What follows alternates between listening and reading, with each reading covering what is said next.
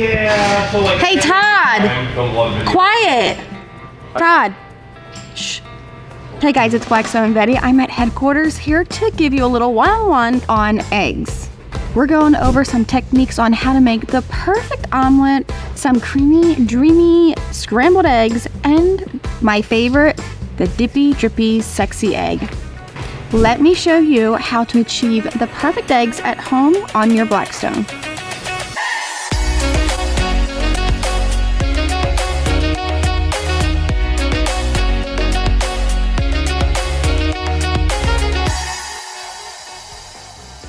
It's early morning here. I thought it would be the perfect time to make everybody some eggs and share with you guys my tips and tricks for the perfect eggs at home. Maybe you're having some trouble getting those fluffy scrambled eggs or a good omelet or the perfect white, sexy, dippy drippy eggs.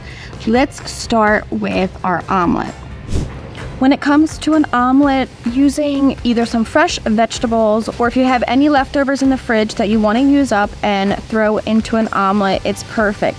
We're griddling up some fresh veggies that we're going to add to our omelet. So we need our eggs. I'm going to scramble 4 large eggs. We're going family style. If you want a personal serving, go for 2 eggs. We're going to scramble these with 1 splash or about 1 tablespoon of half and half per egg. Once we get this whisked up, I'm going to go down on to our griddle.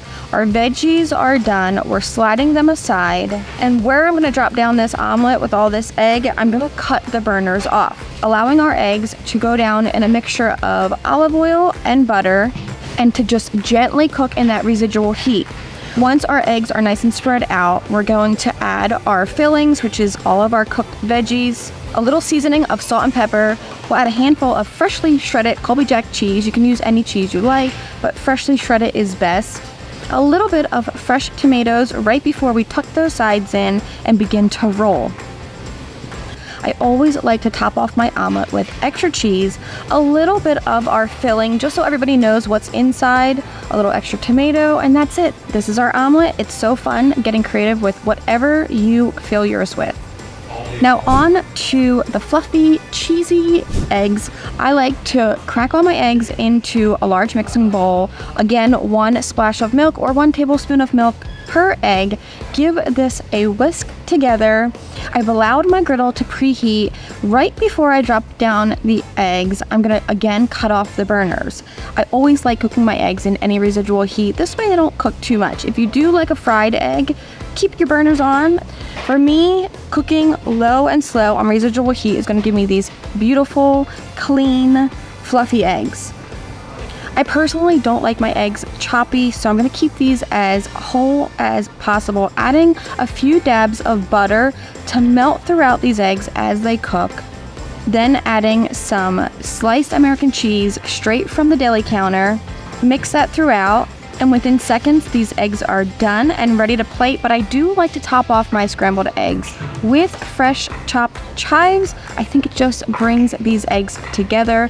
And now for my dippy drippy sexy eggs. I always have to have some breakfast meat and some toast to go along with dipping in that beautiful yolk.